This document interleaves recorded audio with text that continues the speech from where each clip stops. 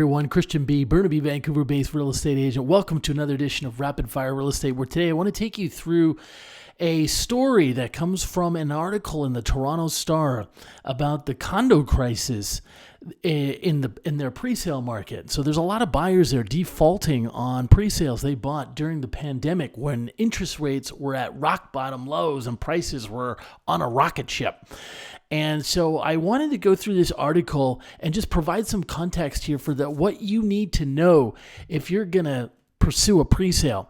So I want to read sections of this article and then kind of contrast that with what we have here in Vancouver. So 41-year-old Montreal property manager made an $85,000 deposit on an $855,000 studio in Forest Hill, knowing he could never qualify for the mortgage on the unit.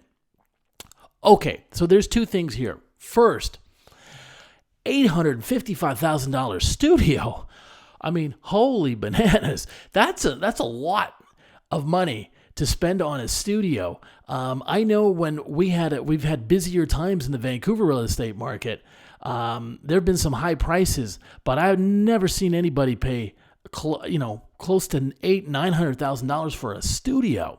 I mean, today in Vancouver, a studio, a pretty good one in a decent strata, might go for $550,000, $560,000, but $570,000 perhaps. But that's about it. You top out there. You come to where I'm based here in Burnaby, I mean, you can get a very decent, nice 2-bedroom for that kind of price. So this is obviously somebody who's not aware of the local market here. I mean, he says that he's a Montreal property manager buying in Toronto. You really need to know the market that you're buying in and whether or not that's a good, fair price for a studio or that's outrageously expensive. Now, the second part of that sentence was also extremely troubling, knowing he could never qualify for a mortgage on the unit. Okay, this is just pure blanket speculation. This is jumping out of a plane without a parachute on. You need to have a backstop, a plan B. So if this guy's plan was to assign the unit before it completed and make some money, but what if you can't assign the unit? There's a lot of developers that will withhold the right to assignment. In fact, if you read the pre-sale disclosure statement that all pre-sales here in British Columbia are mandated to provide to you as the buyer, it states very clearly now the developer can withhold for arbitrary reasons because they feel like it. Withhold the consent to you, dear buyer, to advertise that listing for sale. Your own unit, right? And the reason for that is the developer doesn't want to compete with themselves. They don't want to have 50 buyers putting their units on the market while they're still trying to sell the remaining inventory of 100. In any event, and because it puts pressure on their prices, it drives their profits down. So let's go on with and continue with this article. He says, now a few years later, the value of the condo has dropped and this man can't get a mortgage. And now he's being sued by the developer Center Court, which, on top of holding onto his deposit, wants $860,000 in damages plus taxes for breaching the contract. Yep, that is in the disclosure statement as well. So what's happening here is this guy, he's walking away from the unit. He's walking away from the buy. By doing that, he's walking away from his deposit, his $85,000. So you might think, okay, it ends there. Not so fast. See, what the developer can do is they can chase you for the difference. Because if this developer ends up selling this studio for $600,000, they have the right to go after the buyer for what he's on the contract for at $855,000. So that's $250,000. That they can sue this guy. So presumably he bought more than one unit. And that's an interesting sort of second case that I've come across in the same article is there was a man who bought 10 units knowing, I mean, if you're buying 10 units, the first thing you have to know is the bank will cut you off at 5. You can only purchase 5 units. And then you need to get you need to go through the commercial lending space. You're not treated as an individual buyer. And so people need to do some basic homework here, like, talk to your mortgage broker on how this would work. If this person had talked to a broker or just a decent real estate agent, people would have been warning him about this. Okay, let's continue. The Toronto Star has found that there are 130 lawsuits being brought by these two developers, Center Court and Mod Developments, against purchasers who have failed to close on condo units across 5 separate Toronto towers. So obviously this is a bit of an epidemic here in the downtown Toronto market. I guess one of the I know that there's a lot of development that occurs in, near Front Street, out towards Liberty Village, and because there's a lot of undeveloped land in Toronto. Compare that to Vancouver, where we don't have a lot of empty space. There's not a lot of developments in downtown Vancouver right now. In the last several years, there's probably been about a half a dozen new pre-sales, and that's about it.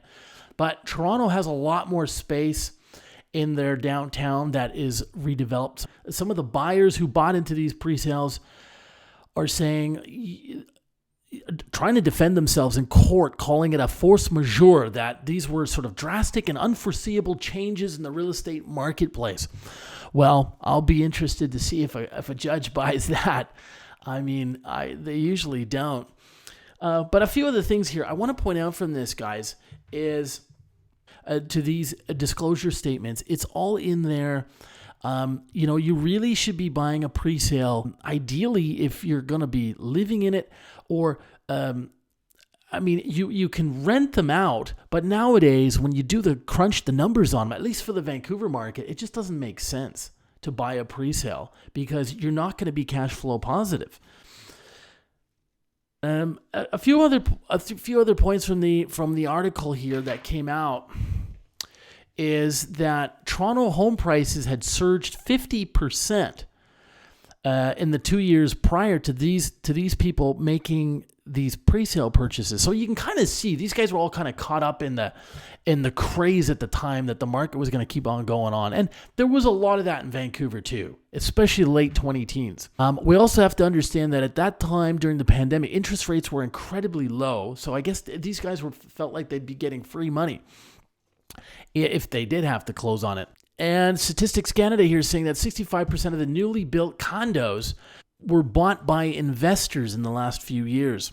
Okay, so a couple other points here I want to review. And this again is sort of coming from the article, if a buyer is buying, you have to understand this. Let's say you buy a place for $1 million, you put down 10% deposit, $100,000. You don't complete, you walk away from your deposit, you lose the $100,000. But again, the developer goes and sells that unit for $800,000.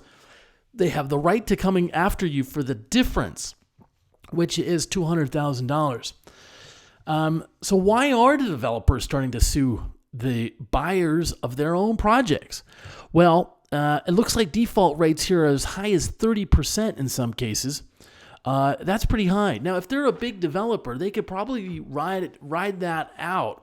But if it's a smaller developer, they may not be able to ride that out. That can throw smaller developers into bankruptcy. And so they need to hold the buyer's feet to the fire.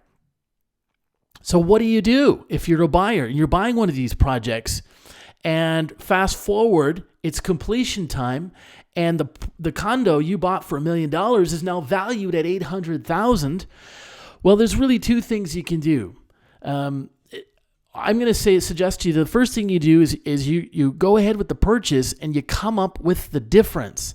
So you have to find a way to get $200,000 because the bank is appraising it at $800,000. They're going to give you 80% of the value of the place. So 80% of $800,000, I think that's $640. I'm just doing the quick math here, and then you need to come up with the difference. Which is a lot of money. And if you can't do that, you've got to go with option number 2, which is get a private mortgage. There are private mortgages. The rates are going to be considerably higher than what you would find from one of the big five lenders, CIBC, RBC, TD, etc. But at least it gives you time to perhaps resell the unit at a higher price later on, minimizing your losses. So that's what we would normally see in the greater Vancouver area. But I also think that we haven't seen such a discrepancy in there's people who lose money on pre-sales in Vancouver. And if you're losing $100,000, that's a lot of money to lose. But I don't see too much more than that. Obviously here in downtown Toronto, it's running at $200,000 to $300,000 in losses based on where these buyers bought it for and where they're selling it for today.